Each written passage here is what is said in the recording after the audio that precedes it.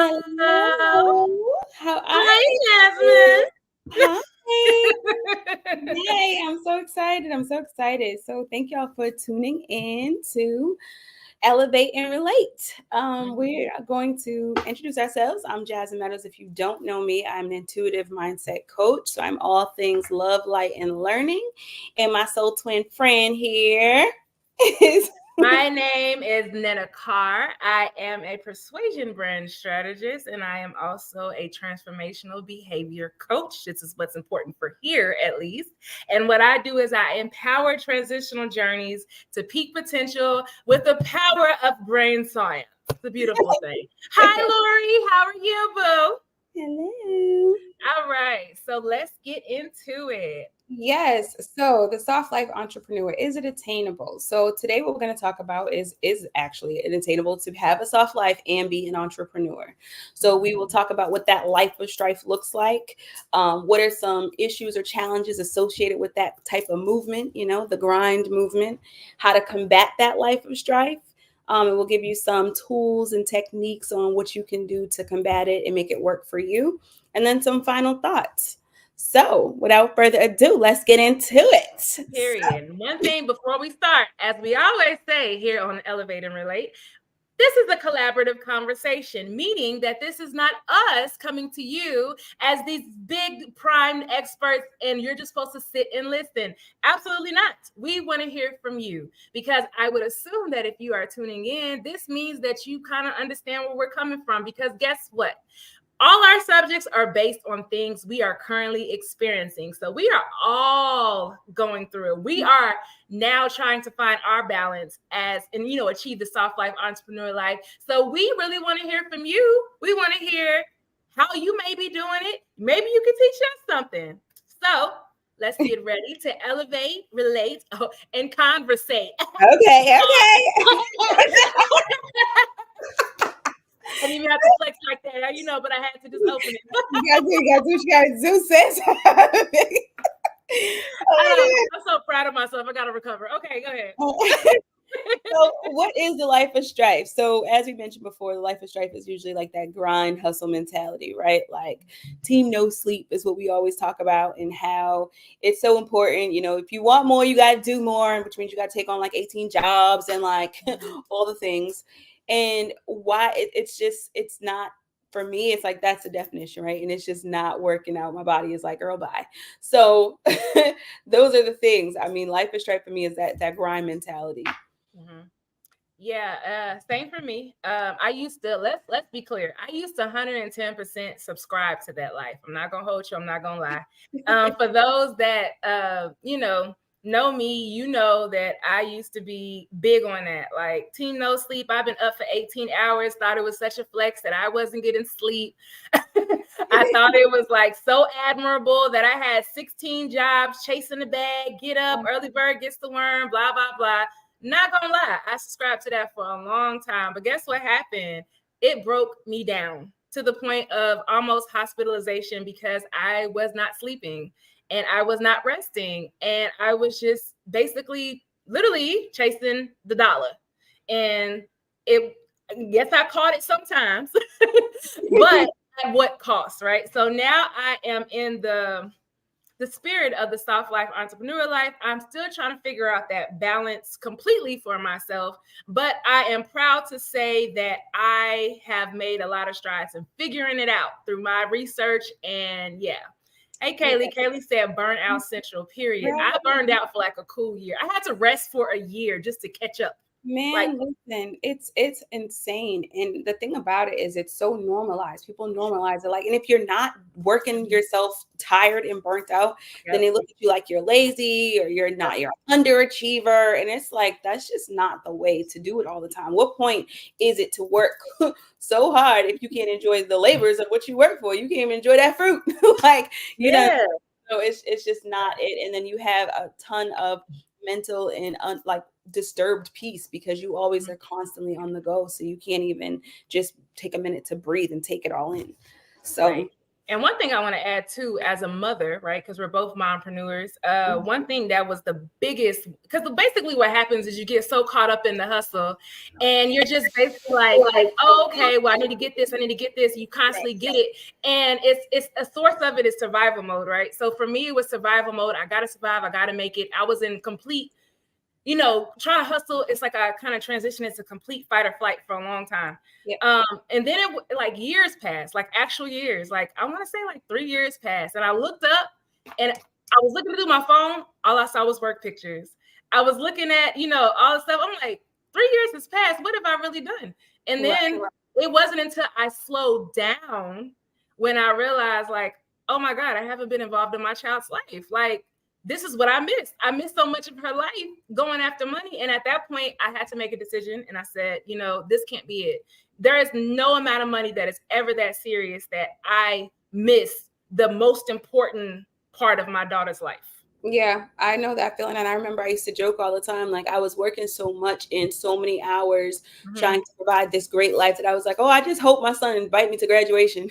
Like, it was just a running joke. Like, I ain't been here, but I hope he invite me, because I was always working so much. I think too, for me with work was, I always wanted that achievement. Like there was that external validation of like, I need to show everybody that I can do all the things and I can be this, and look, I got a promotion, and look, I'm that, and oh, I'm handling it all, and I'm Superwoman, I'm doing it all, and I'm a mom, and it brings you out, and you have this facade that you have to upkeep that your body, your mind is not going to allow you to upkeep, because it's not right.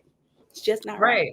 Yeah, it's not. And it goes against your human nature. Like, let's be real. Okay. That is not what, especially the team no sleep, right? Humans need sleep, right? There's been an immense amount of studies on how the human brain reacts when we don't sleep. Like, it's the equivalent of being drunk. So if you truly want to chase the bag, if you truly want the money, you need to be in your right state of mind. So why would you not sleep? Right. So, I used to be one of those people where, I felt like that was the flex. And again, like you, I was chasing status and chasing being that girl boss and all these different things that had no actual value in my life. Right. And it left me empty. So that's why we are here today to talk together, heavy on the together, about how we can have ways that we can live a soft life entrepreneur. Because let me first start out with how this topic came into play. So me being me, I'm scrolling Facebook and I see a meme, and it said that, or not a meme, it was like a viral post. And the viral post said that entrepreneurs need to understand that the soft life is not possible for them. And I'm like, why not? Because I like my life. Like, my life is lit right now. What are you talking about? And so I told Jazzy, I'm like, Jazzy, guess what I saw? And she's like, oh, hell no. She's like, let's talk about it.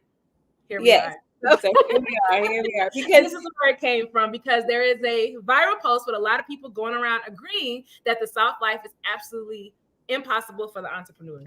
Yeah. And a lot of times, though, you have to think about it too. And this is the thing. It's like, what do you consider soft, right? What do you consider a soft life? And then what do you consider successful in your entrepreneurship? And I think those are two things that always get misconstrued based on some external validation of someone else who wants something different. And I think when you start putting your standards and measuring against someone else's goals and their morals and what they want, well, of course, it may not be attainable because it's not aligned with what you want, what you consider soft. Soft life to some might just be waking up and just having a slow morning, and soft life to others might be just, doing what they love to do, and that's it. But you have to figure out what that means for you before you can start to measure if it's attainable for you or not. You want to make sure you're aligned in the standards. Right. Absolutely. And so for me, it was like, I learned, like you said, to define success, right? And one thing that I really realized is that success is subjective, because sometimes we subscribe to one type of success because that's what society tells us to do. Because I was in a conference and she just kept repeating that if you're not making money, you're not successful. If you're not making money, you're not successful. And I'm like, or. maybe you have a different definition of a success. So Yes. I was, I'm a little bookworm and learning about stuff like this. And one thing that I've heard in a book that I read is that success is nothing without peace of mind. Because let's be real, how many millionaires do you see walking around here that are 2 seconds from losing their mind, or millionaires walking around here that clearly are not in peace? They have all the money in the world, and all everyone says is they have no reason to be stressed. They're rich. Or people always like look over things because they're like, but they have money. They have no, that's not how it works. Because another good point that they brought up in the book is that if you're basing your whole life off a currency, and the currency being, money, right? Cash, dollar bills, right? Right. What if one day the currency changes and they say, you know what, we're going back to bartering sheep? Then what do you have? Right. Exactly. He ain't got much. Hope you know how to Yeah. farm. So it's it's one of those things that, yeah, you have to really truly have that definition for yourself, because otherwise it's going to be so hard for you to measure your success and your personal achievements on if it's successful to you or not. For me, it's definitely peace of mind. For me, it's really being able to have clarity when you're making the moves. Everyone makes moves and they're like, you gotta go, you gotta go. But if you're not putting thought behind the moves you're making, and if they're not aligned with your vision of what you're trying to achieve, so are you aimlessly just moving for the sake of moving? And who are who are you trying to please at that point? So Right. for that, it's just really, really important that we get aligned in terms of defining what success means to us. If it's money, like, then how much money do you need to make? But if it's peace of mind, if it's happiness, if it's fulfillment, for me, I got to be fulfilled in what I do. It's going to be so hard for me not to be fulfilled in the things that I do if I have to, if it's mundane, if it doesn't suit my why, if it doesn't fit, if it's not aligned. It's like, why am I doing it? Because I need to be motivated on those hard moments. Just a soft life doesn't mean you're not going to have hard moments, right? It just means that, That part. Yeah.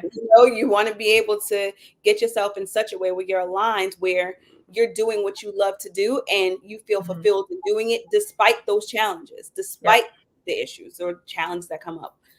So get that definition in order. Yeah, and while I'm talking, y'all, if y'all want to share your success, your definition of success, please, we want to hear it, because again, this is a collaborative conversation. We are all learning from each other. You may bring a new perspective that we may not have had. So, but for me, success is freedom, right? I want to be free. I want to be time wealthy. I really time like I can have all the money in the world, but if I don't have time, what's the point? Right. I need to have time. And then especially with that, period of time where I was not present in my daughter's life, now that I've been present, I see how crucial that was. I see how her whole demeanor has changed, right? Since me being there. And I'm like, wait, the real legacy is her. These dollars, they can Yeah. do whatever. She could Yeah. just, like, see those millionaires kids, they go and they just spend all the money, right? They're like, oh, I'm giving it away, or they spend it or they blow it or whatever. But the real legacy is me being present enough in my daughter's life to bring another decent human in this world. Like, there's no amount of money that's going to take that away. So it's like, once you realize that and you get committed to that, that's number one, right? Is being committed to your why, to the point where everything has to adjust around that. You're not chasing the money. You're understanding that the money chase you because you are you, and money is Right. attracted to you. And the real currency is energy, right? That And is that is the biggest thing to really, know. And Doc said, my definition has changed regarding success over the last year. I'm so glad that my current view is further than money. Listen, right. Doc, that's the most liberating thing. When you stop caring about money, Yes. and we were talking about this too. When you stop caring about money, guess what happens? The It stops money flowing in. takes It starts flowing in. You'd be like, oh, yes, because to I me, made my most money when I didn't care. right. It's crazy because you know what it is. You're not putting an attachment on needing to have it. You're allowing things to flow to you and not away from you, because you're not like, I gotta get it. It's like it's coming to you. You have to really not operate from that place of lack, because you know it's gonna come. That's why it's so important to define your why in the Right. process. Yes. Yep. And then we have success is achieving and being great on what I love to do and be happy, period. Because let's talk about fulfillment too, because there is nothing better than when you do something and you know you did that and it's in line with what you want out of your life. Like nothing like that feeling. There's no amount of money that can replace that. And it's like, that was another thing I was doing. I was doing all the wrong things. Like, like, oh, I'm gonna just do whatever makes me money. Forget what I actually like. Forget who I am. This transformational life coach thing took years in the making because I was so busy chasing the bag. This is what people want. This is what the consumer wants. I'm not living my life by the consumer. Like I was living for everybody but me. Yeah. And what you find when you do that is the one constant thing is change. And so if you're always going to go according to the consumer and your consumer is going to change several times. So you have to be the constant in your world, so that, and it doesn't mean you can't evolve, but your why, you need to be true to that so that no matter what's going on, you still know why you're doing what you're doing. You still have that drive. It's going to be it's so crucial to your purpose and your journey on being an entrepreneur. Absolutely. And Naomi said that part because life be life. And listen, life is, and that's the thing too. Life is going life regardless. One thing that we need to learn about life is designed to be uncertain. Things are going to happen. So you have to be adaptable. So if you get so caught up in the fact that, oh, I'm only successful if I'm rich. I'm only successful if I'm a millionaire. I'm only successful in all these other things. And what happens in the meantime when you're still loading, when your wealth is buffering to millionaire status, how are you feeling about yourself? Right. Probably not good because you're not getting where you need to go. So you have to find fulfillment in other places. Yes. And have milestone moments according to where you're going in your success, right? When you have those moments of milestones, then okay, I'm going on the right path. Right. Because you need those moments. I'm telling you, you need those moments for the times that it's hard, so that you can still say, I am aligned with this soft life and I am aligned with what I want to do. But the starting point is making sure that you love what you do in the first place. Doc says she's trying to be naked feeding her chickens. Listen, a mood, a vibe, a lifestyle. Don't play with her. Okay, girl. Hey, listen, because let your girl be able, but I'll be like, oh, coach chick. Yes, y'all. Be living the life. Okay. Oh, God. In this process is I don't like to work for real. Like, can we just not do it? So, like, my ultimate goal is to do nothing. Like, that's my biggest flex, is to do nothing. But look. That sounds like a plan. Look, Naomi co-signing. Yes, naked and barefoot on a farm with fruit, veggies, and fresh air. Heavy on the fresh air. Okay. You can breathe. Yes, Lord, man, listen. I want to just travel. I just want to wake up and travel. Yeah. I just want to wake up and be like, oh, where to next? Yeah, exactly. Like, and that's the thing. You don't need like $1 gajillion to do that, right? No, you just do it and you plan. And it's not saying don't want that money. This is not what I'm saying. But somebody get on here and be like, well, you're saying don't go after the money. I'm not saying don't go after the money at all, y'all. But for somebody come over here trying to defend their millionaire dreams, by all means, go after your millionaire dreams, because I'm definitely trying to go to the millionaire dreams. However, in the process, you need to have other things that are fulfilling you outside of money. And the millionaire dreams, let me know, forget all that. There is nothing, and I'm gonna say this again, nothing on this raggedy planet that is worth sacrificing your peace over. Not your kids, not your business, nothing. Peace is first, because you have to be whole, rested, and complete to even get to that point, right? Or you're going to have to do a whole lot of work that you shouldn't have to be doing.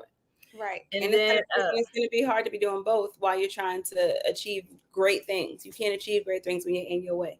So you have to learn how to, get out your way so that things could flow your way. And that's going to be super important. Yep. Naomi said, I think success requires being surrounded by the right people. That's the real wealth right there. Oh my gosh. Because when life gets hard, it's the people that are going to help you to the next moment. Listen, Naomi over here saying a word, because that is the only reason I'm still self-employed. Oh, love I almost twitched like, because Naomi will tell you, it's been plenty of times I call her. I'm a quit. I'll be right on Indeed, like, man, oh my gosh, it's the craziest thing. And I'm like, I just had a moment today. I just had a moment today. Like, I can do this. Abort mission. Abort. I feel like the problem problem is that people confuse what the soft life is. Like you said, people, oh shoot, my bad. It's people confuse the soft life with the social media definition that you're just sitting there doing nothing, whatever. That's not what we're saying. We're saying the soft life is internal. It's about what you choose. It's how you prioritize yourself. It's about the boundaries you set. So let's be clear about that too. Doc said Earth is ghetto and and stanky as hell. And is.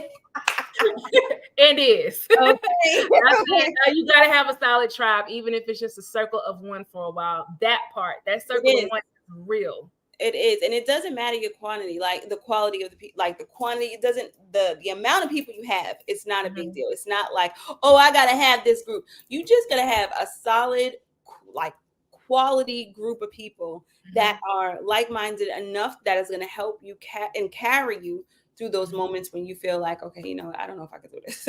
I don't know, because it's so important to have that. And I mean, even as I was having my own breakdown earlier today, I was like, this is crazy. And then having like, and then of course I called in, like, you know what? She's like, girl, bring it on down. Let's ground ourselves. So, you know, you have to have those, but you need those people in your world. You can be human around safely. Yeah. And on top of that, it's like, you know, that's honestly the number one reason why elevate and relate is a thing, right? Because with us meeting and, you know, the people I've been connected with that have understood me, like being understood is so powerful. Feeling seen is powerful. Feeling heard is powerful. And it's like that moment where you realize, you know, you're talking to somebody and you realize, you know what? I'm not crazy. It is so powerful. And sometimes that is the only way that I've survived, is by having somebody who understands and tells me your feelings are valid. Right. And so that's what we're here for. Right. We're here for people that are like us, that go through the same things that we go through. And we are here to say your feelings are valid. Yes. You are heard. You are seen. You are not by yourself. You don't have to be. I love that phrase. I'm stealing that, by the way, Doc. A circle of one. Right. You have at least two people right here in your corner. But let's get it moving for girl, because you know us. So hyperverbal, it's insane. Okay. I know, right? Right. Oh gosh. So, all right. So getting into it then, that is what a strife of life is. So what is then, how do we redefine it? How do we redefine what that strife of life looks like? And I think for me, it's really having a balance, you know, understanding what my balance is going to be when that team no sleep. I like to give myself expiration dates so that I don't burn out. You know what I mean? And that's setting boundaries with work, setting boundaries with hours, how long I'm going to give my energy to something, because oftentimes you get so sucked in and you're like, just one more thing, just one more. And the next thing you know, you're there hours and hours still working on something and getting frustrated when you could be spending time with your kids or cooking dinner or just taking that break. So for me, I have to set those boundaries so that I'm not team no sleep. I have to value me, like my me time. So I have time that I'm dedicated to whatever that project is that I'm working on. And then I have that expiration date, like, okay, I'm up, time's up, because I have other things that I have to do. And it will create a structure and a balance that I can actually adhere to, where I'm not losing my mind. And I don't feel like, oh, I have to finish it by yesterday, you know, and I have that minute to myself. Yeah, and it's about the boundaries. It's about assessing your life, assessing what your actual schedule is, assessing your energy. Like, here's time for tangibles, y'all. Yay! Look, pay attention to yourself. The first step of any of this is to pay attention to yourself. Look at your patterns. Note when your energy is high. Note when your energy is low. Note, like every day. Track it, right? Monday, I know because some days I'm a morning person. Sometimes I want to stay up, right? But it's usually off of what I had to do that day. You know, Mondays are chaotic for me. So I know not to plan nothing on Mondays. Like, I don't care what you got going on. Hit me Tuesday, right? Tuesday, like, you know, you have the times that I know I'm going to get sleepy around this time. Like, I can now pinpoint when I know I'm about to get sleepy. I can pinpoint when I know that I'm about to get that burst of energy, because I had to track it for a long period of time. And now I schedule everything. I schedule productivity at my peak energy hours, and I schedule time. You say, how do I track my energy? So I track, girl, good old paper. Yeah, I track my energy too, but I do it by like. So for me, I journal all the time. So Mm-hmm. everyone who knows me knows I'm an avid journaler. Yes. So I don't start my morning like my routine is I have to check in with me. How do I feel today? What am I doing today? Mm-hmm. Because that is going to dictate a lot of how my day is going to go. If I'm in Mm-hmm. chaotic energy, then I know that okay, I need to figure out and ground myself, get a good clear picture of like Mm-hmm. where it's coming from because a lot of times it's fear based, right? Sometimes, when you start to assess where it's coming from, you're able to say, okay, this is how I'm going to handle it, and this is how I'm going to combat it, and this is what I'm going to do to challenge it, and how I'm going to transmute that energy. Mm-hmm. Because once you transmute it, then you're back on track. You know what I mean? Mm-hmm. It's identifying, okay, this is where I'm at today. And if Mm-hmm. it's through journaling, if it's through just mirror magic, as I call it, which is just looking in Mm-hmm. the mirror, talking to yourself, Yeah. talking through, whatever works for you, that those are things that I do. And then once I talk it through and I have that moment with myself, I'm cool. It's like, oh, okay, Mm-hmm. this is what I need to focus on, Mm-hmm. and then I keep it, and then I go from there. So yeah. Yeah. And yeah, just because even like, and then again, it goes back also to having people in your environment that are going to confirm the narratives that you're trying to create.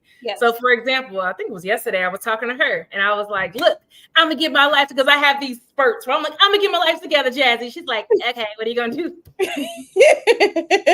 And I'm like, when I'm off next week, I'm gonna make sure I set some days where I cook because I'm not cooking enough, and I'm gonna set some days. And her being the like-minded person is like, okay, so are you gonna set actual days? And I'm like, yeah.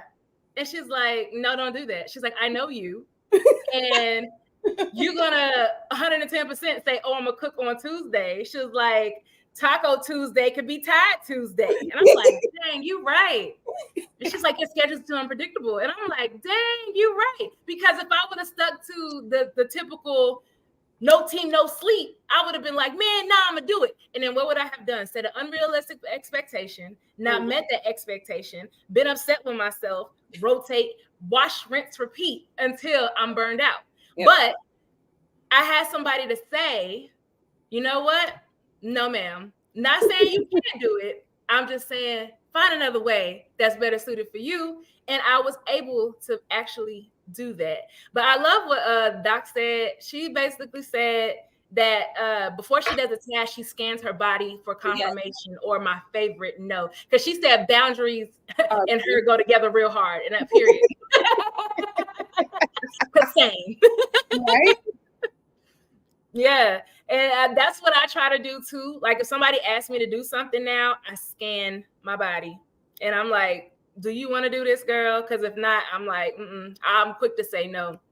And then Yeah. Rhonda said, I guess I just don't slow it down enough to make note of my energy. I try to push through to accomplish my goal.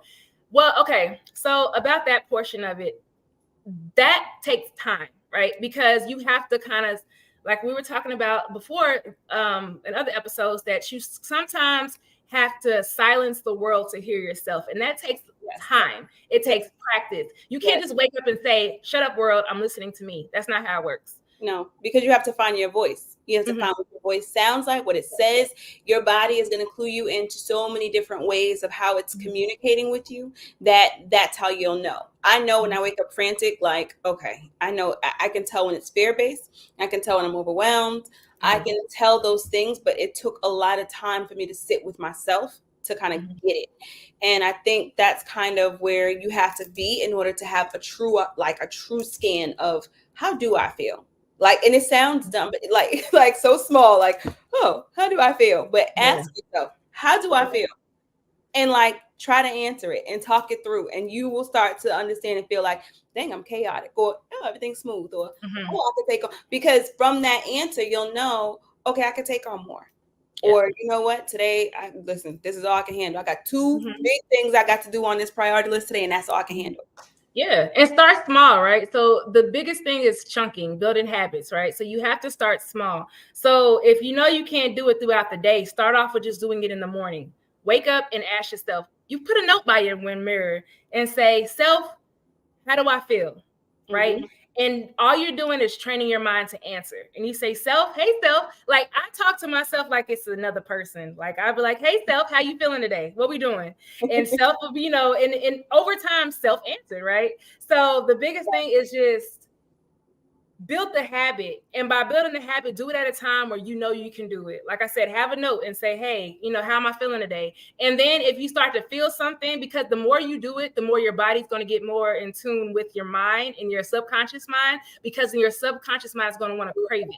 And it's going to be like, oh, you want to ask how I'm doing. And then once you get that habit, it becomes a lot easier. But Kay said, that's so important, especially if you experience chronic pain and illness and are neurodivergent. Absolutely, for the neurodivergent. Neurodivergent people on this show tonight, go to bed. We need sleep, okay? You need to sleep and you need boundaries, because we get distracted. You know how many times I got to tell people no, just because of the simple fact that if I do it right now, I'm going to get distracted and go to a spiral. Like, same thing if you have like mental illness, depression, or whatever. Learn to say no and learn to go to bed. Get some sleep. Yes. Recharge yourself, because we're already not focused naturally. Why would you want to be fatigued too? No, it's not a good combination. Never. Yeah. Lori said, oh, go ahead. You want to read it? Yeah, she said journaling with ADHD is wild. I have 18 journals. All may have the first few pages written. Let me tell you, I have a million journals. Okay, like I have probably just the same amount, and I actually have one just for like quick entry. Like I have thoughts that just come to me crazily, so I have to just jot them down because I get it. So I know. Yeah. Apps are always your friend too. Yes. It's not to do an app. You can't have 18. Well, you can have 18 apps, but just don't. No, don't. But see, I use a journaling app, so my journaling app keeps everything together for me. So it helps, girl, helps. Yeah. Ebony says she has apps to remind her to do basic things like cook, grocery shopping, budget, clean. Same, Ebony, same. Girl, people be so fun laughing at my schedule because my schedule says brush teeth. Personal hygiene, go shower, because I know my life, right? Again, it's going, understanding your energy and really just scheduling. But guess what's also in my schedule? Self-care. But we'll talk about that in a second. Yes. All right, so it's time for more tangibles. We said the energy assessment, but now we're going to talk about the task assessment, right? So you have to know what you have to do in a day. You got to know how you feel throughout the day. You got to know what you have to do at the day. Actually, look at what you do. Take some time to write lists of what you do. Like whenever you have something, so basically make a general list of what you do. Say, okay, I got to check my email, I got to do this. If there's multi-steps to it, write those steps out, because sometimes you can delegate some of those steps out. Sometimes you can get rid of some steps, but basically get really familiar with what you do in a day and why you do it, right? And then once you do that task assessment, you're going to write everything out, and you're going to take each task, one by one, and you're going to ask yourself some questions. And the questions are, what's the task? What is the task that you are doing? Basically, this is just a quick description of what you're doing. I'm checking my email. Cool. Awesome. I'm going to the mailbox. Cool. That's what I'm doing. Now, again, when you're doing this, it doesn't matter how small it is. If it's just check your voicemail on your business phone, it's something you have to do, right? And then you got to ask yourself, what's the task? Number one. Number two, do I enjoy it, right? Do you enjoy it? Like you got to Marie Kondo your task. Does this bring me joy? Right. If it does not bring you joy, give it a circle, right? Yes. If it does, leave it as it is, okay? And then you got to ask yourself, again, we're going backwards. 1, what's the task? 2, do you enjoy it? Number 3 is, what's the outcome, right? So let's go back to checking the email. So you say, what's the task? Checking my email. Do I enjoy it? Probably no. I'm just speaking from experience. And 3, what's the outcome? The outcome is I will have communication with my customers. I will be able to know if someone cancels. I will be able to know if someone needs a schedule change. Yes. All right, cool. So the last question we're going to review again. We're going to say, what's the task? Do you enjoy it? What's the outcome? And then the last one, is it aligned? Now, when you're asking, is it aligned? You're not asking, is it aligned with your day? You're not asking if it's aligned with anything else except what you want. What are your core values? What are the things that are important to you? What is your why? Is it aligned with your why? For example, if my why is to change people's lives in their hardest transition, maybe checking emails is aligned, because guess what? I have to contact those people. Right. So that is some questions that you just pretty much ask yourself. And then once you assess them, because basically what we do is we do assess, reassess, and address. So assess is the steps that we just did, the asking the questions, what's the task, do you enjoy it, what's the outcome, is it aligned? And the reassess is asking yourself, where do I need to make corrective action to achieve the goal I'm looking for, right? So basically what you're going to do is you're going to look at all the things that you broke down, and you're going to basically ask, if you enjoy it, what parts of it do you enjoy? How can you do more of it? Because one thing that we want to talk about is operating in your gifts as much as possible. Because when you're doing the soft life outside of business, the way you do the soft life outside of business is, doing the things you enjoy to do, doing hobbies, right? Going to the spa. Well, in the business world, that's the equivalent to doing what sets your soul on fire. What are your gifts? What are the things that you like to do? Know those things, because you can actually see if it aligns. Because for me, I love marketing. I can do marketing all day. So I basically had everything taken off my plate except marketing, right? Yes. And then you can ask, and if the answer is no, you ask yourself, can I delegate it to someone who may enjoy it, right? Because I used to want to be a one-woman show. I used to take pride in being a one-woman show. I was the band, the director, and the audience. Baby, don't play with me, right? But now I would delegate to anybody who would take my money, right? And the reason being is because not only does it make my life easier and it gives me time to operate in my gifts, it also gives me time to allow them to operate in their gifts. Absolutely. So it's a two-way opportunity. It's a double thank you, as you would like to call it. It's because I can operate in my gifts, you can operate in yours. So I'm giving you that opportunity. Yes. All right. Yes. You gotta outsource, you gotta do what you do best and outsource the rest, is what I like to say. Because Bars McGee. That's it. Because ain't nobody got time to be trying to relearn something or not know how to do it. Takes more time, and then you're more stressed out. Like, no. Yeah. Learning 50,000 different things. I'm guilty of that too. Learning 50,000 things. And then it's like, I always tell myself, I need to learn it. So if they do it, I can check them. No, you just learning it because you have control issues. Yeah. Or you're learning it because you're scared to let it go. Or you're learning it because you have some kind of fear of failure where you feel like you have to know all these things to be good.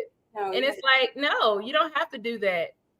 Oh Lord, I missed all these comments. I'm so sorry. I didn't scroll down. My bad, y'all. I was running my mouth. But Ebony said everything is outlined on my calendar to keep me on track. And she said she's scheduling more self-care days. Look at God. Because listen, me and Ebony even about to fight. Because I'm like, girl, go take, please. Doc said, have you ever heard of junk journaling? I haven't, but I'm pretty sure she has. I have. Yes, I have. Yeah, and like, yes, I have. Yeah, it's so amazing. Yes, it's one of those things where it's like you kind of take everything from media, sounds, and just it's like you just throw it all out there. It's like a brain dump almost, That sounds like my kind of party. It's so good, and you get to just see where you are, because it's nice. It's a nice assessment, and you get to see like a broad spectrum of like where you are too, so you can really truly assess. So yes. Yes. All right. Ebony says she gives herself grace when she doesn't accomplish all 100 tasks on my list. Period. As you should, because who is doing 100 things in a day? It's only 24 hours in a day. That's more than one task every hour. Grace is necessary. She said, be kind to yourself. And then she said, I need to schedule my sleep time. Period. 10:30. I got 4 alarms that go off. Time to go to bed. Time to go to bed. Time to go to bed. Yeah. I don't care what's going on. It's time to go to bed. Yeah. And she said she's also out of sync when she's tired. And period, Doc. Sit down. I'm like, that's my favorite thing to tell people. Go sit down. I'll tell you in a hot second. All right. Then she said this. I'm trying to make sure I got his comments. I use my phone for notes, tasks, listen to write down my thoughts. Same, girl, same. Yes. Oh, she's ready. Yes, but absolutely. The biggest thing is to really make time to operate, like we said, in your gifts and make sure that you are giving yourself time. Sorry, my phone went back. I'm about to finish this real quick. Okay. All right. And then the next step is to be like I said, we assess if we like it or if we enjoy it. And then next you assess the outcome. Can it be delegated or eradicated? We always rhyming it. I know, right? You got to rhyme it. And then the last thing is you want to address, like make sure you make those changes. So addressing is really the implementation. Like it's making the changes that you need to make to actually achieve the things that you've already assessed. So how can you create something of meaningful value so that you have it, whether it's schedule, healthy life, healthy time, manageable habits, setting timers. This is a new thing for me. I set timers now for myself because Lord, I will get lost in a reading in a minute. Okay. So I have to set timers for myself. And make sure you're prioritizing yourself, truly prioritizing your self-care. I think Ebony had mentioned something about scheduling self-care. You have to schedule that. Like I did it this week and I was so proud of myself because I was like, oh, finally, like I'm practicing what I'm doing. And it just felt so good. I talked to Nana about it like 18 times in one day about it because I was so excited. Okay, day. Okay. Period. I'm here for the self-care. I got a whole playlist just for my self-care days. Okay. I have self-care days, and I also have what I like to call break in case of emergency self-care. Because you have those days where you wake up and you do that scan and you're like, yeah, we're not doing this. And you have that emergency mental day, wellness day. Those are okay too. Oh my All right. So I'm gonna let you handle the rest of the other one.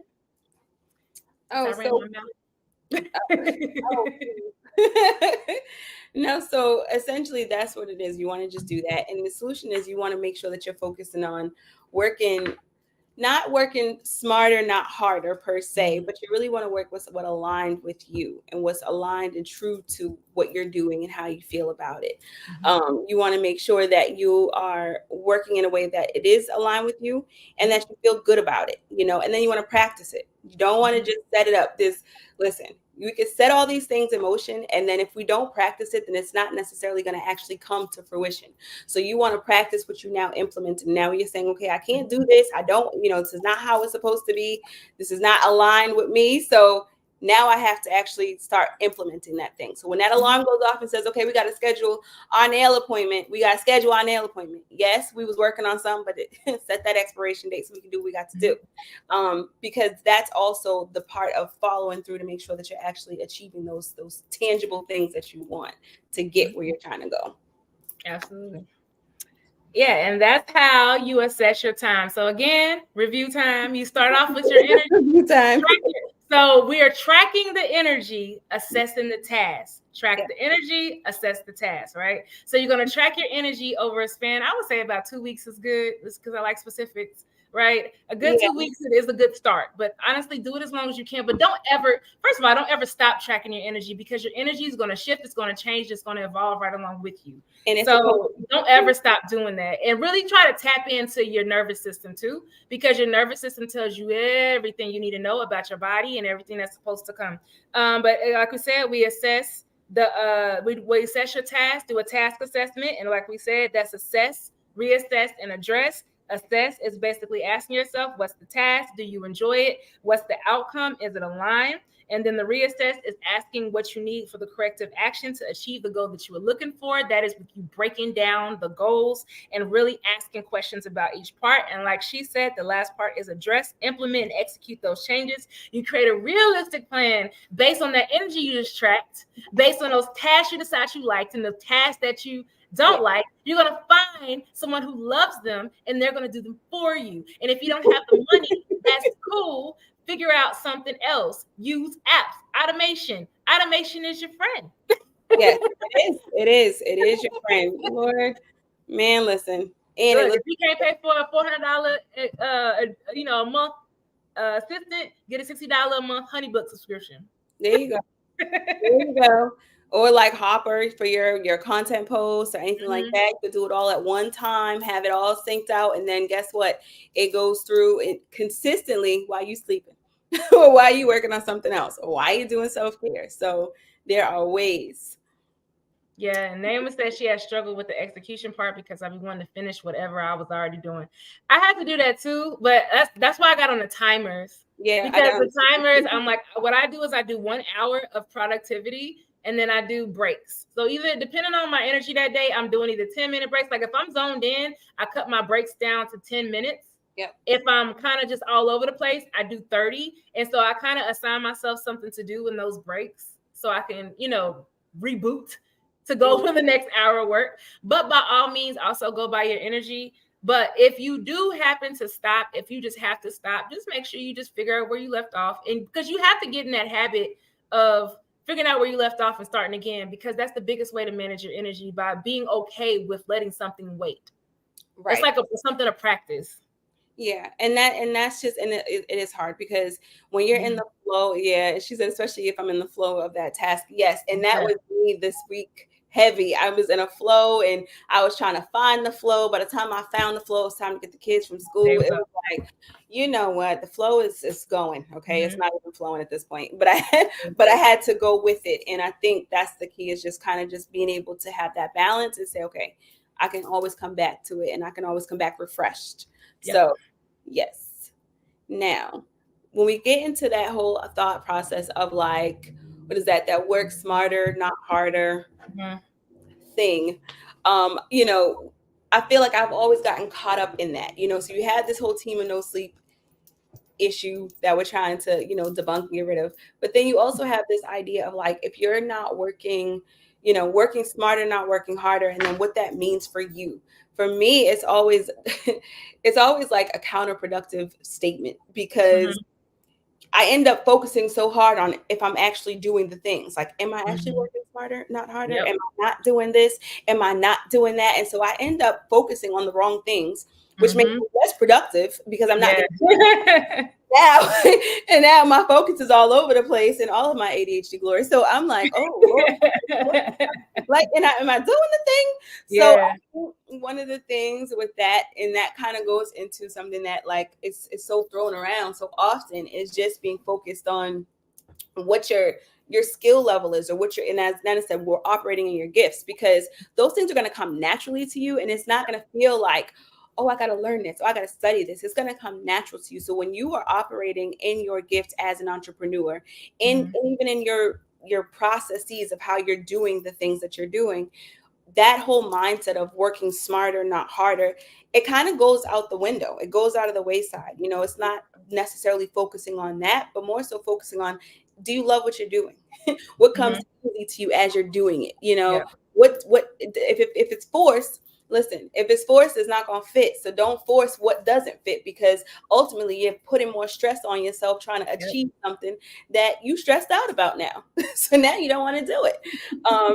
So like, so these are some of the things that, like, you really want to think about as you operate in doing the things that you do as an Mhm. entrepreneur, because you don't want to be stressed out in the process with Mhm. these statements. Yep. It's too much. Yes, and again, it goes back to really understanding what success means, what all this means. Like, what is the biggest thing is redefining, right? Redefining what actually makes sense for you, and kind of unlearning what everyone else is saying, right? Because people tell you, like you said, financial success is the goal. Yes, it is, but what is the good in having financial success if you're not at peace? And And then it's like, you yeah, go always ahead. have that fear, that constant fear of failure if you don't achieve what someone else said you achieved by their measurement. And it's like, that is not, it becomes really counterproductive, because then you start having analysis paralysis and trying to make strides into what you're doing, because now you're worried about that external validation. Did I do this? Well, I didn't complete this. Or let's say midstream, you decide, I want to pivot. Well, now what are they going to think because I pivoted and now I decided that this is really where I'm aligned and where I want to be called to? Now what does that look like? There's all these different external validations that come into play when you try to measure your success against someone else's value. So Mhm. finding your value of what it means to you, and not having that constant fear of failure against someone else's goals is going to be, it's going to be monumental in terms of your ability to be able to have that soft life entrepreneur. Yep. Success means living when you're peace. It means living when you're peaceful and happy, just doing what you love. For real. Take it down, take a picture. You can have all the money in the world, but if you're not at peace, it doesn't matter. You can have all the status in the world, but if you don't have peace of mind, if you don't have a sane mind and a resourceful mind and an operative mind, it means nothing. Because imagine being rich and insane. We see it all today. Yeah. And all that money and no sanity. It's not the flex people think it is. It's not. It's not. Mhm. Yes. So, and you don't want to project that fear either onto your fate. What's meant for you is never going to pass you by. But that doesn't mean that in the process of it, you're not going to drive yourself crazy trying to get it if you're measuring yourself against someone else's standards. So, Exactly. you don't, yay. Yeah. And Ebony said to me, success is being financially free and being at peace, period. Yes. And then Lindsay doubled down on peace, period. Heavy on the peace today. Right? All right. So the next step is we already talked about doing tracking your energy, understanding when your energy is up and down. We talked about doing the task assessment. And now we're going to talk about the next step is doing a time assessment. So we already kind of went and saw, how do we look at the task? And now we're going to look at the time. All right. So how are you spending your time?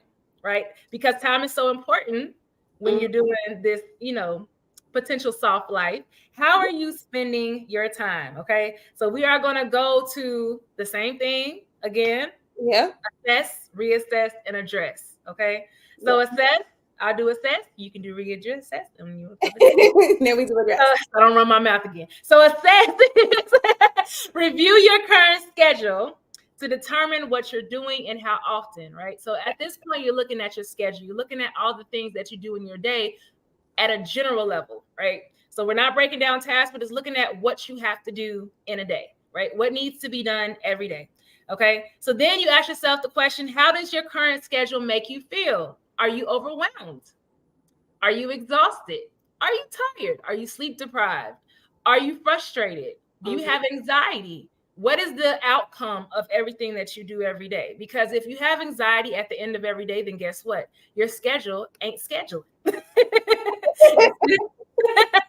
All right. And then you have to ask yourself again, is the time aligned with what matters most? You have to know what matters most to you and everything that you do as an entrepreneur or in life, right? I know that my child is now priority numero uno, right? Yeah. If she's not happy, everybody got to wait. I don't care what you got going on. I don't care how important it is. If she comes to me and says, Mom, I need you, y'all going to have to figure it out, right? Have that list of things that you know that is super important to you and prioritize everything that you do based on that. Okay. So you have to ask yourself, do you want to work on your business or in your business? Right. Yeah. You have to look and see what time is being spent on your business and what time is being spent in your business. For example, and as my cleaning company, when I'm at home working on automations and workflows, yes, I'm still working and I'm at home. However, me putting the time in those automations and workflows are going to be the thing that frees up my time later. So absolutely, I will have to start making time to do that, right? But if I'm sitting at home and I'm just cleaning, like me as the owner, if I'm cleaning every day, it's taking a lot of time, but it's not yielding me the proper results because I assess my day and I realize I'm overwhelmed and tired, then that tells me it's time to delegate. So that makes sense. So you have to really look at how much time you are spending on or in your business because you want to run your business. You do not want your business to run you. There is a big difference. Okay. So then you also have to identify your distractions. It could be a person, place, or thing. It could be your kids. We love them to death, but let's be real. Okay. They are distractions. And this is not saying go drop your kids off at the nearest fire station. No. All we're saying is that set some boundaries with your babies and say, like, my daughter knows that mommy's going to work. Please let me be. This is important to mommy. Have a conversation with your kids, right? And then also it could be a spouse. It could be a partner that's constantly not respecting your time. It could be your pet. It could be anything, whatever. Maybe it could be for some of us our neurodivergence. ADHD is my ongoing distraction. It's identified, and now I'm on a quest to create an ADHD friendly life, right? So figure out what your distractions are and do that so you can be mindful of how you create your corrective action plan. Yes. And then once you do that, once you take stock in all of the things, right, Mhm. then you want to reassess. So you've assessed and now you want to reassess based on that. So now you see where your time is being spent. You see, okay, this is what I'm doing and this is where my time is going. Now you want to break down your schedule into like those categories, your wheel of life. You know, where is your time? Now you see where it's being spent. You see, and if it's determined, is it sustainable? Is it sustainable for me to keep doing this, to keep stopping every 2 minutes because my child needs me or this person needs that or somebody wants this? Are you able to get through those things and those tasks, in terms of your time? And then how do you align your time so that it fits long term with your business goals and plans? You Mhm. want to make sure that your time is being managed in a way that it's sustainable, because you're never going to be able to get through the day of managing all the things that you need to do if you're being pulled in many different directions with no management or no structure in place. So from that, you want to brainstorm how you can create the outcome that aligns with what you're doing on a personal level. So how do you merge the two so that you're not feeling pulled in many directions and you're not feeling stressed out and you're able to be balanced within your work demands and your business demands and your personal life? What can be delegated? Again, we talk about this all the time. Where can you create a life where you're operating in your gifts rather than trying to learn all the things and be a one-man show or a one-woman show? Mhm. That these are the things that are going to be so important. And as I mentioned earlier, you have to do what you do best so you can outsource the rest. That's my personal favorite. I was like, you know how to do this? You know how to do that? Please, let's get together because I don't know how Mhm. to do that. Because you want to do what's meaningful, what you enjoy doing, and you don't want to Mhm. be sitting there learning the things that you're not great at. You want to give people an opportunity to operate in their gifts so you can operate in yours. And then you want to get into, once you're able to do that reassessment, and then you can actually do a shuffle of where your time is being delegated and where you need to spend the most time and how that's going to align with you on a holistic level, on a business standpoint as well as a personal standpoint. Once you do those things, then you start curating a plan and start addressing how we're going to do it. Then Mhm. you start to get into that meaningful value based schedule of, okay, I'm going to spend X amount of time here doing this, that, and the third, because that's going to allow me peace of mind when I go do my self care. Then you'll have that balance built in so that you're actually doing the things that you need to do that's in alignment holistically from a business and a personal standpoint. Absolutely. I agree. Yes. Because like she said, it's all about like asking yourself, like, how can I create a life where I can operate in my gifts? That's basically the biggest thing right now, because we all know that saying that, when you're doing what you love, work doesn't feel like work. So imagine if you were doing that most of the day, all day, every day, right? So, all right, we talked about the assess, the reassess, and now we're going to the address. So remember, the assess was to review your schedule and Yep. ask yourself, how do you feel about your schedule? What do you need? Are you tired? Are you overwhelmed? Really understand how you feel at the end of the day. And then ask yourself, is your time being aligned with what matters most? Do you work on your business? How much time do you work on your business and how much time do you work in your business? And to identify the distractions. Remember, the distractions could be a person, place, or thing. It could be your kids again.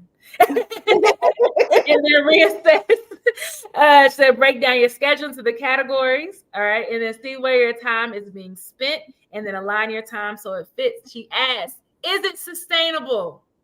Ask yourself that when you look at your schedule and you look at how many times you're doing things, and ask yourself, is it sustainable that I keep doing this often? Blah, blah, blah. Right. Mhm. All right. So now we are going to move on down to address. But Doc said, whatever it is, I tell my depression to go sit down. Nothing is off limits. That's just going to be the ongoing thing. That's going to be my thing. Sit down. Period. Because I talk to my depression and my anxiety like it's a person too. So when my anxiety gets to coming, I'm like, no, nope, nope, we're not doing that. Yeah. Go ahead. It's almost like I always say, like, swipe or no swiping. No, no, no, no. No, no, no. We're not doing that. Go ahead and go. And guess what depression does? It's like, oh man, like swiper, oh man, and it leaves. It's beautiful. The system works, right? So I went down to address. Okay, so like we said, we assessed, we reassess, and now we're addressing. So this is the part where you execute. That's where you create, like she said, the value-based schedule. So when you create that value-based schedule, the best thing to do is put your values first. It's just like when you are being smart with your money, you pay yourself first. Same thing with time. When you're being smart with your time, you put your time first. Before you put anything else on that calendar, put your time first. And everything, everyone works around you. Absolutely. Not the other way around, right? Because at the end of the day, no matter what we're chasing, no matter what bag we're chasing, or whatever, what business we're growing or scaling or whatever, guess what the common denominator is for all of those things? Guess what is the vehicle that's going to drive all of those actions? You and your body, right? So if you're wearing out your body, you can't do anything from the hospital. You can't do anything stuck in a bed. If you're wearing out your mind, how are you going to make sound decisions? Because guess what survival mode is fueled off of? Guess what anxiety is fueled off of? Depression, fatigue. It's all fueled off fatigue. Also, if you have ADHD, sit down because it's fueled off fatigue too. Okay? So get some sleep and make time for yourself. And again, when we're talking self-care, it doesn't have to be you going to the nail salon. It could be you sitting in silence. I am a fan of scheduled silence where no one's talking to me, and it's beautiful, okay? Yes. It can be whatever makes you feel at peace in that time. So, all right, so then you create healthy time management habits. Like we were talking about the timers. We already talked about the timers, calendars, tools, and like I said, scheduling self-care. And the next step is getting intentional sleep. Like I said, set that timer and go to bed. Yes. And then communicate. Biggest thing. Yes. I'll let you do this one. No, I love my boundaries, Lord. And so we will communicate your boundaries. That is like super important because you want to communicate your boundaries so that you are able to actually execute and not be pulled in all the different directions. And this is also giving yourself that grace. If you don't finish something in that allotted time, it is okay. You can get up, go take a break, go do something. You can always revisit it once you do something else. Yes, amen. No is a complete sentence. Hello, with no explanation necessary. No need to explain. It's my favorite word. Oh, yes. So communicate those boundaries because they are so important. And once you start really implementing them, then it becomes second nature. Let me tell you, because I'll say no to someone in a minute. Absolutely. Yeah. And look, and don't feel bad about it because every time you say no to something else, you are saying yes to you. Always remember that, right? All right. So we talked about all the tangibles. You got all the tangibles and all the good tips and everything that you needed, right? So again, we're going to talk about it. Everything, like I said, we got to do. We got the steps. We know what you need to do. But the biggest thing is remember your why. Remember why you started in the first place and hold that tight to create everything that you are doing. So like we said, we're working smart. When we're talking about working smarter, not harder, we already kind of talked about this where we're talking about operating your gifts, operating in your skills. Don't focus on working smarter, but rather working at your skill level, right? What comes easy to you should not feel forced. And I'm going to say that again because that is a genius line by Jasmine. What comes easy to you should not feel forced. If you have to sit and breathe 40 different times to start the task, that's a good sign to delegate because there's somebody that's going to jump at that opportunity. Find that person. Yes. Because I know some people, I didn't even think it was possible that there were people who just love admin work, but they out there and they love, I know I have a friend that loves a good Excel spreadsheet. I don't understand it, but do you, boo? I hate it. My thing. I cannot do it. But yeah. And then skill diversity is powerful. Like we said, you give everybody an opportunity to work in their genius zone when you exist in yours, right? If you invest the money, you acquire the time.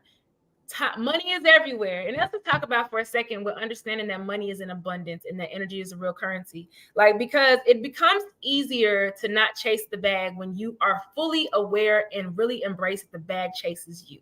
Yes. And you don't have to do anything. You will always be supplied with what you need. You may not always get every single thing you want, but you will always get what you need. And one thing to also note is that whatever decisions you make, be ready to face the consequences of said decisions.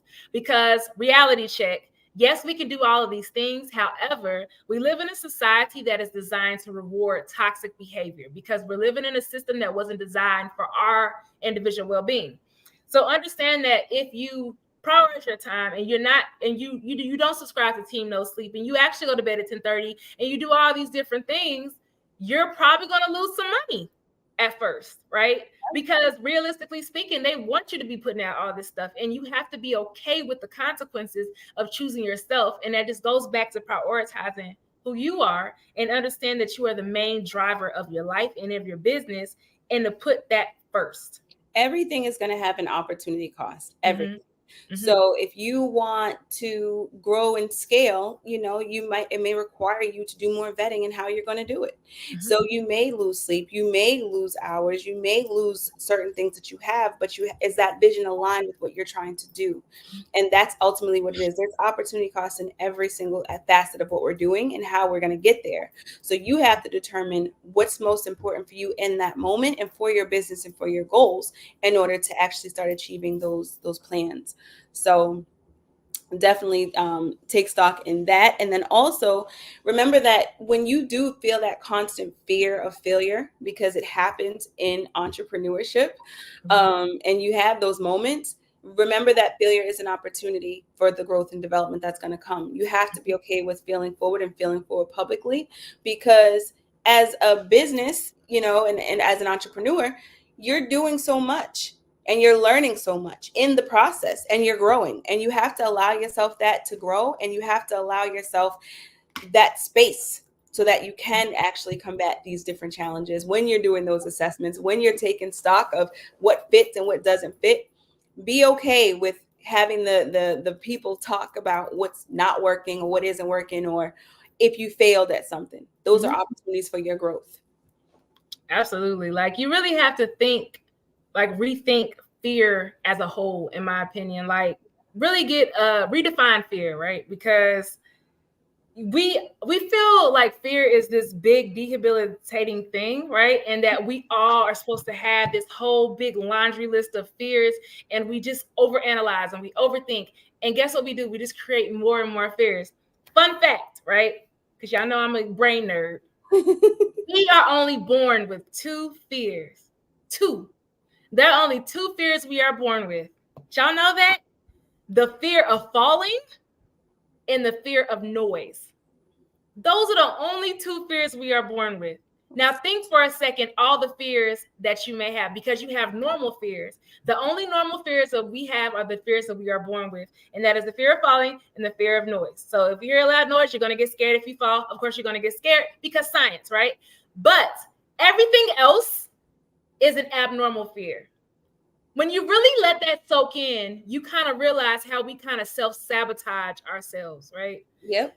And we create experiences that weren't ours in the first place. And we create, predictions that aren't true, right? Because everything that's abnormal in our fear list, it's created based on negative experiences that we now don't make the correct predictions to. So if we have a feeling and we say, oh, that scared me, right? And then you say, okay, well, because that one thing scared me, I'm going to be scared of that one thing forever. We all have that thing that we look at, and we've decided that we're scared of that forever, right? Because of an experience that we have. However, even though it's valid to you because you've convinced yourself that it's valid, at the end of the day, that is an abnormal fear that doesn't essentially belong to you, and you are 100% capable of releasing it. Now, when you word it like that, you feel capable as hell, don't you?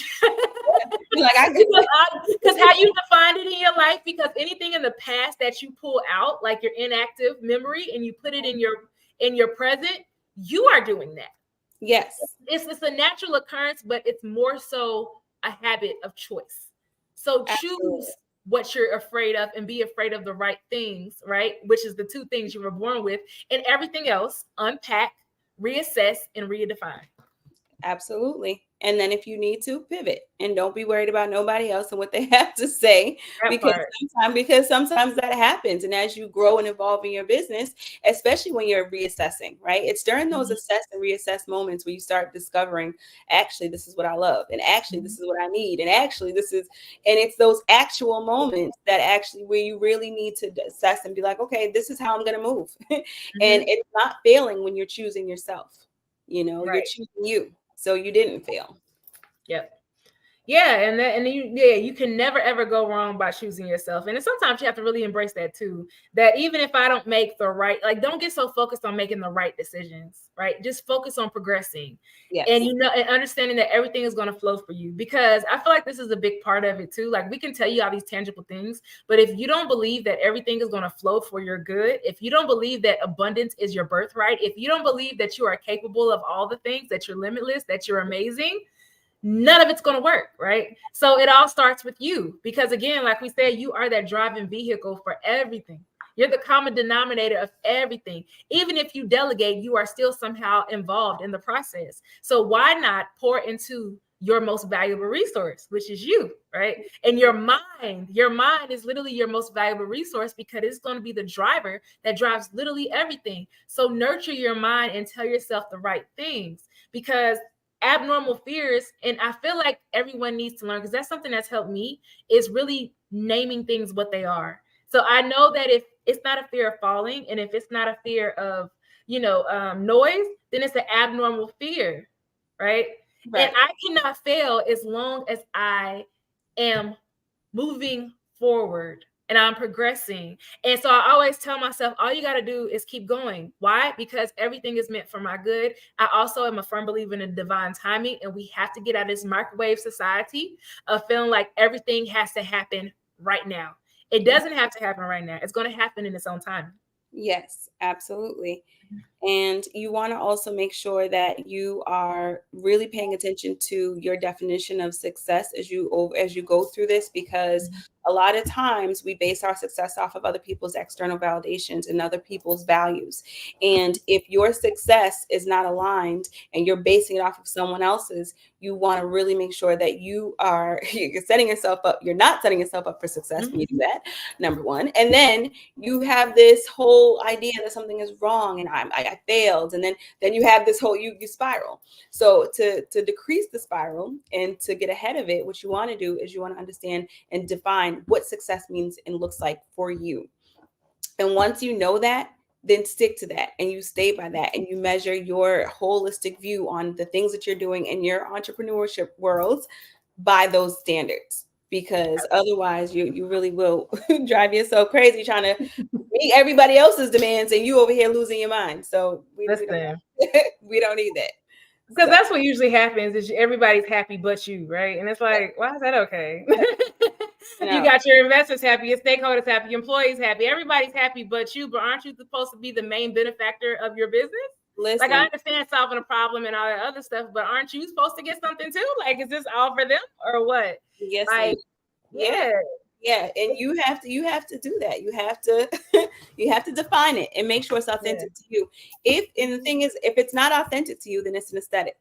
And so you have to determine which is which in your world. Mm-hmm. And like she said before, like, if it's not working, if you're going and you're doing things and you're realizing it's just not working, there is nothing wrong. And I'm going to say this 10 times, because there's another toxic thing that we didn't really address a lot, but I want to talk about it. Is another toxic trait is where people tell you to keep going just for the sake of going. That's not okay either. If you're putting, like I said, energy is like a debit card. If you are swiping that energy debit card and you're getting no return, do like you would do if your actual card got declined, and Yep. stop swiping, Right. right? So the thing to know, there is purpose in your pivot. Like Absolutely. Jasmine said, don't be afraid to pivot. Okay. Yes. If it There don't is nothing wrong with saying, I don't want to do this anymore. I am the queen of, I don't want to do this anymore. And I don't explain it to a soul. I don't do nothing. I just say, yeah, no. And, you know, I've quit a lot of businesses, and I'm not ashamed, because the funny part about it is none of them were failing. They were all successful. And then I realized that the version of success that I was getting through those businesses was not the right kind of a success that aligned with me. So I walked away. And I told myself, I'm just going to pivot to something else that makes more sense. And ta-da, here I am. And here you are. You have to. I mean, the thing about it is there's so much growth when you pivot too, because you're not starting each time, you're not starting from scratch, you're starting from experience. And so for that, it's like you are just taking that and you're saying, okay, and there may be elements of this new role that you may not know yet, but you take all of those experiences and you compile them together and say, okay, well, I want to take these and apply what I did do here, because here's where it could apply, or here's where it won't apply. And then you make it yours, and then you make it anew. And so it's just one of those things that you have to be really comfortable with, because life is one big pivot, to be honest. It's like we're always changing. The consumer changes, the trends change, the demands change. So you have to be comfortable with pivoting and knowing that there's purpose in it and what your purpose is in it. So that's going to be super important. That's going to be super, super important. And the thing is to, when you are progressing, right, as your business grows, as you grow as an entrepreneur, as you get an audience, as you get all of these people watching you, because it gets scary. We were talking about that earlier, how it gets scary. I said, you know, because an analogy I gave, because I felt it resonated with me on a deep level, because analogy I gave was like when you are running through the marathon of growth, right? And you're running, and we all know that when you get to when that you know that gun shoots and you like, yes, and you start running, right? And then you run into, you hit mile 6, you're like, yeah, I'm still good, oh my God, I'm still going. Then you hit the halfway mark, you're like, oh Jesus, I'm kind of tired, but you know what, I'm still going, and you make it, right? And then you get to that point where it's like you're so close and the finish line is there, and for some reason you get extremely tired right at that because you see the finish line, right? And you're like, I wasn't this tired before, but seeing the finish line and knowing that it's that far, stresses me out, right? So let's say that you overcome that, because that's a whole conversation. We might have to have a whole show about that segment of your journey, where you're just like still going and you're tired, but you still want to keep going. But then we all know that at the marathon, at the last part, what happens? They call out your name, right? And the audience is clapping, right? And you're like, yeah. And usually that's when you start sprinting, right? Like, yeah, you know, you get that energy. But what happens if you fall in front of all those people? Yes. And everybody gasps and everyone's silent, waiting to see what you're going to do. What you're going to do. Yes. Yeah. How do you feel in that moment, right? You have to be okay with, one, understanding that your fall is natural. One, because you're tired, and two, because you're human. And you are so worried about the fall, you're not focusing on the fact that you really gonna kill them when you get up. Right. So I said that long ADHD friendly analogy to say, one, you're gonna sprint at the start, and you may sprint to the finish. You may fall in front of people, and falling forward in public is not the loss you think it is. No. Do not be afraid to fail forward publicly, because anytime that you fail forward, whether it's in front of people or by yourself, you're still failing forward. You're progressing. You can still get up. Exactly. You're still progressing even in the fall.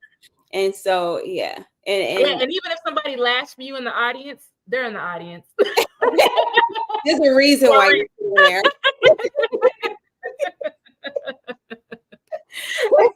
Just a silent supporter, that's all. Yeah, exactly. A silent supporter. But the people who are there for you, if your family's in that audience, if the people you loved in the audience and they see you fall, either they're going to run out to help you finish, or they're going to scream even louder. So do it for you, and do it for the people that are screaming for you in that audience. But Naomi said, true, for businesses, jobs, relationship, whatever, leave what doesn't work for you. Period. Don't be scared to leave, and don't be scared to fail. Right. Right. Yes. But I think we covered everything. Look at us. We did it in an hour, 30 minutes. Okay, good kid. Oh, we did some functional adults today. I'm proud of us. Got our hyperverbalness in check today, which was I nice. know, right? So no, like on a serious note, I thank people who come on here because this means a lot for us because we are trying to progress. We're trying to do all the things we're talking about in this segment. This is all like a lot of the stuff that we talk about, almost all of the stuff we talk about is from conversations that we have on a daily and we're going through. And the thing about it is, it's nice to have a safe space where there are other people who are going through it too, where you're not just like being preached to about how you should do it and this is the way, and they tell you all these beautiful great things, but the process of getting to these beautiful great places they don't talk about. And it is not always like glitz and glam. It's not like, oh, ta-da. No, there's moments. There are moments. And so even today, like as I said, I had my own moment. Thankfully, Nana came to the rescue because sis was spiraling. Look, but I was spiraling the night before. And she did the night before. So we just take it was like I was spiraling and I woke up with confirmation, and she started spiraling, that I had to give her confirmation, and now we're here. So the biggest thing to take away from what we just said is that we are people who have studied many ways to overcome things, but we are also humans who are experiencing the things that we're talking about. So everything that we say and everything we talk about, we really want to hammer home that we're learning too. Right. And we really value everything that y'all come on here and say and having the conversations. That's why we didn't call it a podcast, for example. We called it a pod stream because the pod stream is the platform in which we are here. Right. But the actual thing that is happening is we are having a conversation. Yes. Right. And we really appreciate it. And again, for those that do not know, those that are new here, we come every other Thursday at 7 o'clock Eastern time. We will announce the next title shortly because one thing with us, we will say, oh my God, and then we'll be going to some, no, scratch that. So, because again, like this topic, it was supposed to be something totally different. And this topic came up because of the meme I saw. So this is just an example of how things work over here. Everything happened organically, and this is what we just loosely planned because we allow room for growth and changes. That's what energy is. Time and energy is. Listen, it's fluid, so you have to go with it. So that's it. So again, we appreciate y'all. We will announce it shortly. Also, please subscribe to our YouTube. We are trying to create a community. We're getting our lives together, and we're trying to find places where you can find us. Because at first we were like, oh, we're just going to kind of do this. But then we have people who are like, where y'all at? What did I? So we're like, okay, we're providing. So I'm going to put the link to the YouTube in the comments once we get off. But please subscribe because we need 50 people on YouTube to be able to stream on people's mobile apps, right? So please subscribe, please, because we're going to have some dope stuff. We're actually going to plan to build a community. We want to elevate and relate community. Again, we want people to join us on our journey. We want to join you on your journey. We want to have some conversations. We want to help each other work through some things. And talk about the things that people don't want to talk about or afraid to talk about because we're going through it and we talk about it. So there it is. Yep. So make sure you subscribe. And also we have us and our full ADHD glory. We created a Facebook page, but we haven't finished it. So we're going to have that too. So you can see the next topics that are coming up. So if you like Elevate and Relate, please join the Facebook page. I will put that in the comments too. And you can also follow us there. We're going to have every episode there for you to know what's coming up next. And then also we're going to share things to interact. We're going to be having conversations in between the conversations. So please, we are building a community at YouTube and we are building a community on Facebook. Please make sure you're a part of those communities because we are trying to do some pretty awesome things. Yes, we are. Grow with us, and let's grow together. Absolutely. But thank you all for coming. Thank you for talking. Listen, the engagement today was top tier. I love it. it makes my heart full, right? Because we were just talking about like, me, it's so hard showing up in empty rooms. It wasn't empty. It was empty. I know.